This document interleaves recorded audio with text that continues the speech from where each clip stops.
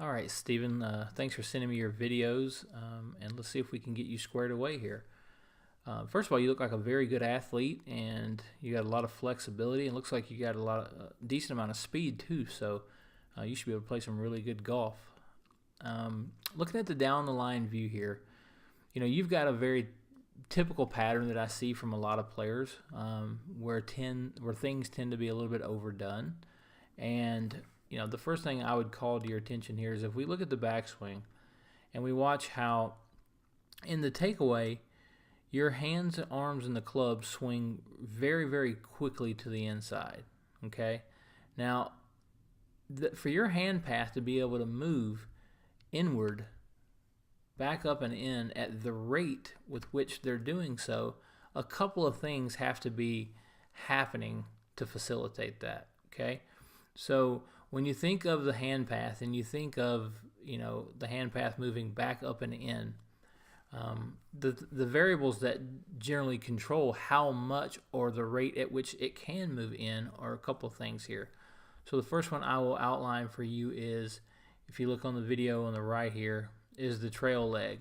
Okay, so the faster the right leg straightens in the backswing, and yours straightens at a incredibly fast rate, actually too fast, and you actually straighten your leg too much. Okay, and what that does is it starts to get your pressure moving prematurely towards the target, and it makes, for lack of a better word, it makes space for your hands, arms, and arms, and the club to swing inward, just past your right hip there, right past your right hip, right front pocket there. So you make space for your hands and arms to swing the most to the inward by over straightening or getting this right leg to straighten at a rate that's too quickly. Okay. Now, when I say that, I am a big believer in allowing the trail leg to lose flexion gradually in the backswing. Okay. But like I said, we can overdo anything. So number one, when the right leg straightens too fast, the hands swing very much to the inside. But the big issue that I see here is in your right arm. Okay, so if I just kind of draw some lines on your bone, your right arm here, you can see there's just a little gentle bend to that right arm right now.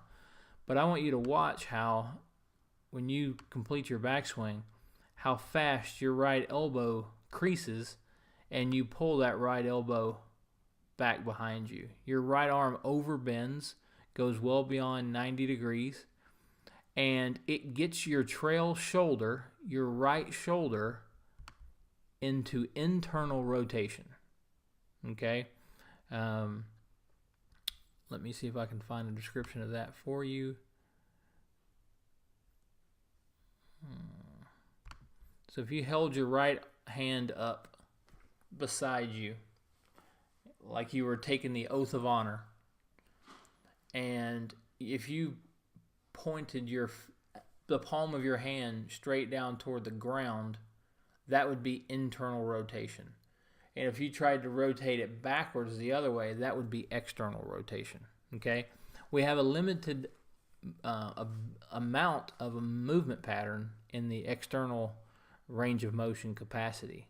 We've got all kinds of internal capability, so that's why we see a lot of players really, really struggle with this. So because your hands swing too far to the inside and your right arm retracts and pulls behind you too fast, your shoulder at the top of the backswing is placed into internal rotation. So when you transition the club, there's no way that your elbow is going to move back down in front of you, getting the shaft to go from here to pitch all the way over here somewhere. There's not enough time for your right elbow to move that way, to move back into external rotation. And a picture of what external rotation would look like would be a baseball picture. So if I throw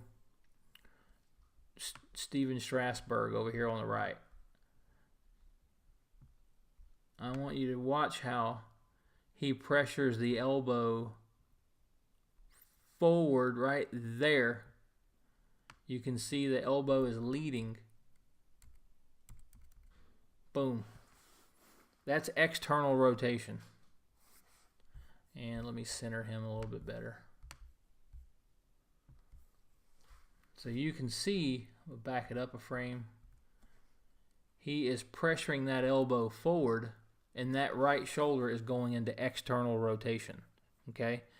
In your case, you're going into internal rotation, which is the exact opposite.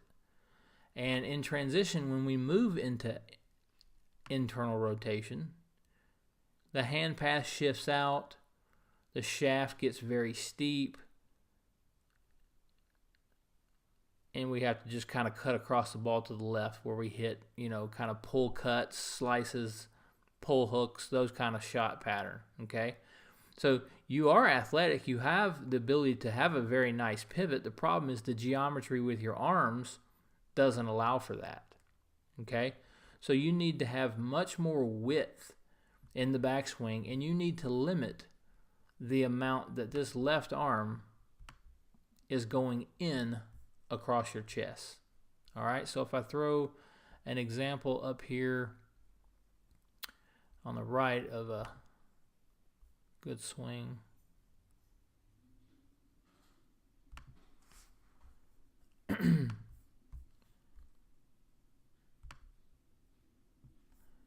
We'll just kind of do a comparison here.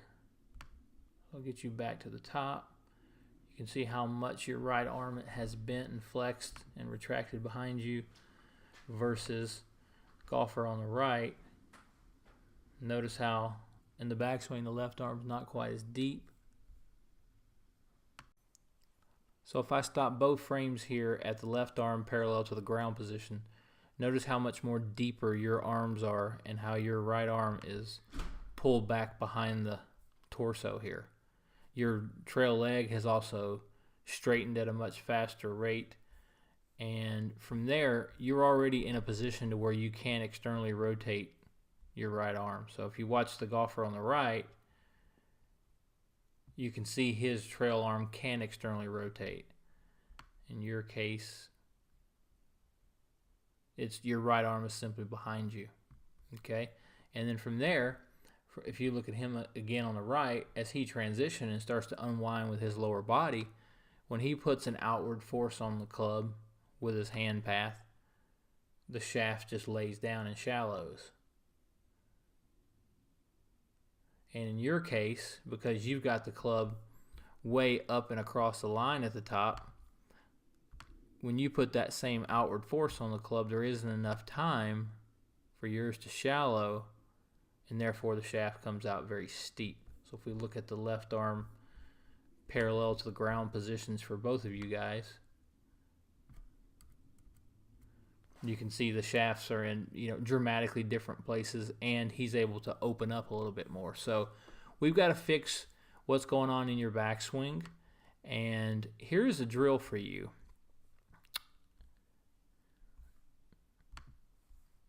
If you watch this golfer on the right, I came up with this not too long ago for people to feel what the right arm should do in the backswing. So you're going to take your left hand off the club and you're going to run it across your chest, and you're going to create a little bracket behind your right elbow. And as you rotate and turn back, your left hand is going to prevent your right elbow and your right arm from pulling behind you. So at this point, you'll start externally rotating your right arm, and you'll start bending your right arm. But your right arm will never get behind you. And in this drill, you can even actually hit the ball. So this golfer is making swings. Not easy to do with right arm only. Okay? So again, you bracket that left arm with the right arm. Sorry, you bracket the right arm with the left arm, not allowing the elbow to pull behind the rib cage and the torso, forcing external rotation, and then you just turn on the way through. Okay? Hope this video helps you. and shoot me an email if you have any questions.